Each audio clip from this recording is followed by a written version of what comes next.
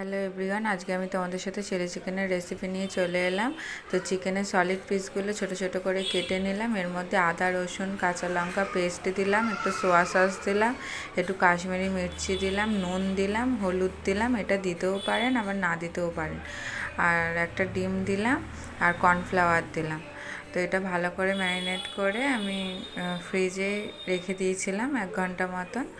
তো বার করার পর আমি গোলমরিচ দিতে ভুলে গেছিলাম, গোলমরিচের গুঁড়োটা একটু মিশিয়ে নিলাম। তারপর কড়াইয়ে রিফাইন তেল গরম করে ওর মধ্যে আমি একে একে দিয়ে দেবো। তো চিকেন পকোড়ার মতন ভেজে নেব। ভালো করে আমি একটু ভেজে নেব। গ্যাসটা কমিয়ে ভাজতে হবে, তাহলে ভালো মাংসটা সিদ্ধ হবে।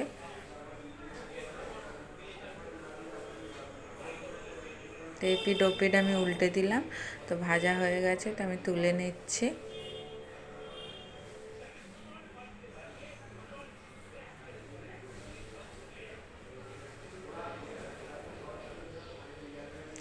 আরও কিছুটা ছিল, সেটাও আবার আরেকবার ভেজে নিলাম।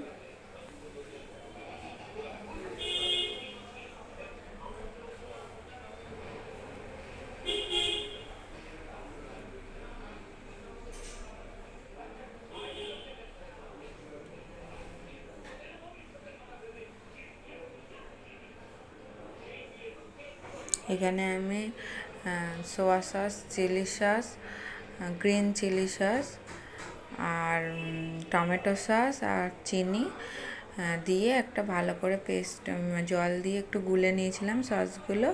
আর ওইদিকে আমি পেঁয়াজ ক্যাপসিকাম আর রসুন আর কাঁচা লঙ্কা কুচিয়ে রেখেছিলাম।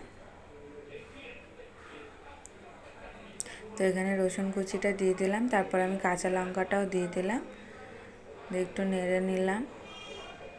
এর মধ্যে ক্যাপসিকাম দিয়ে দিলাম, পেঁয়াজও দিয়ে দিলাম। এগুলো এবার একটু সামান্য নুন দিয়ে ভালো করে ভেজে নিতে হবে। নুনের পরিমাণটা অল্পই রাখতে হবে, কারণ সসের মধ্যে নুন থাকে, তো বেশি হয়ে গেলে খুব নুন হয়ে যাবে। ভালো করে আমার ভাজা হয়ে গেছে। এবার যে সসটা আমি রেডি করেছিলাম সেই সসটা দিয়ে দিলাম।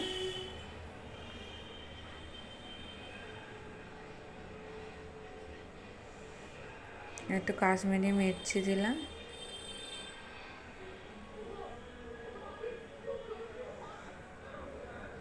একটু জল দিয়ে ভালো করে কষিয়ে নিতে হবে। কষানো হয়ে গেছে, এরপর আমি চিকেনগুলো যে পকোড়া করে রেখেছিলাম সেগুলো আমি দিয়ে দেবো, দিয়ে ভালো করে একটু নাড়চাড় করে নেব।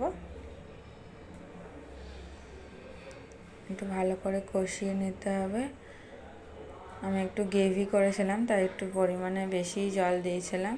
আর যদি আপনারা ড্রাই করতে চান তাহলে অল্প জল দেবেন।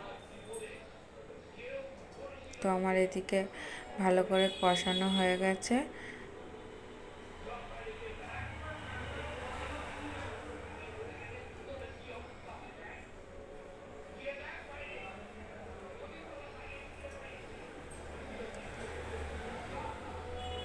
এরপরে আমি জল দিয়ে দেবো। জল দিয়ে একটু কিছুক্ষণ চাপা দিয়ে রাখবো। তো ভালো করে ফুটে গেলে আমি ঢাকা খুলে এর মধ্যে কর্নফ্লাওয়ার গুলে রেখেছিলাম, সেই কর্নফ্লাওয়ারটা ঠান্ডা জলে গুলে রেখেছিলাম, সেই কর্নফ্লাওয়ারটা দিয়ে দেবো। তাহলে একটু গ্রেভি গ্রেভি হবে।